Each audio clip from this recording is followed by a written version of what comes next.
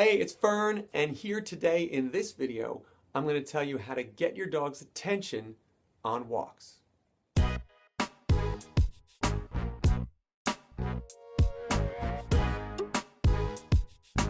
Today's question comes from Paula, and she writes, how do I get my dog out of chase mode when we're on our walks?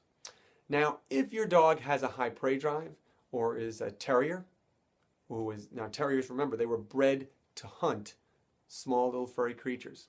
So if they're bred to do a job, we get what we wanted. So it's unrealistic to think they're not going to ever chase squirrels and stuff. But what we can do is try to pull them out of that and stop their reaction.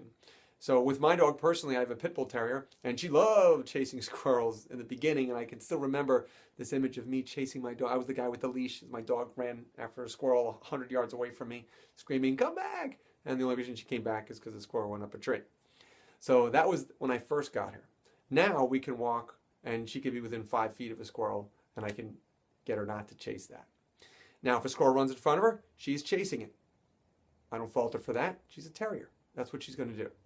So what we want to do is try to work in as controlled an environment as possible.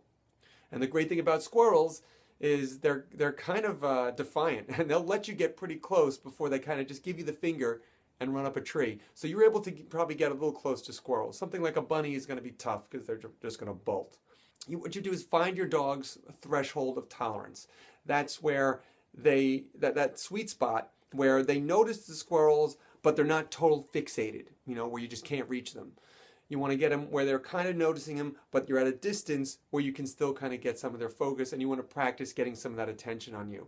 And you can use some food, you can use your voice, just, get them on you, reward them, use food treats here, or just, reward them with silly games or something. And just work with them at that level, and then move a little bit closer. Move a little bit closer, and you're going step by step, getting closer. Now, how long that takes? Could take an hour, could take a week, could take months. That difference in my dog, that took years, for me to get to that point.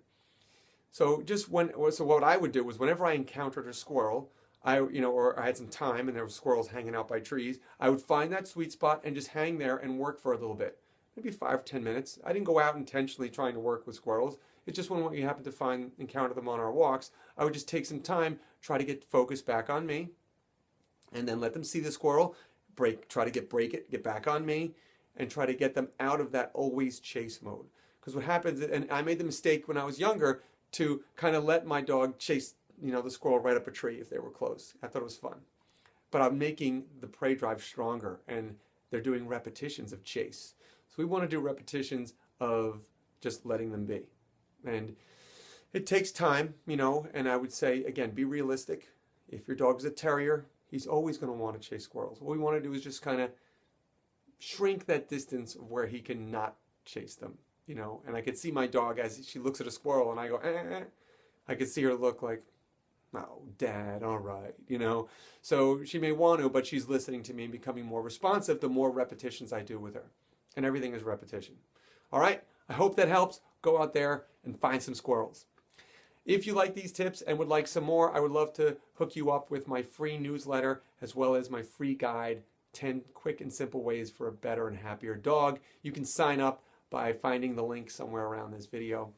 Thanks so much, and I'll see you real soon.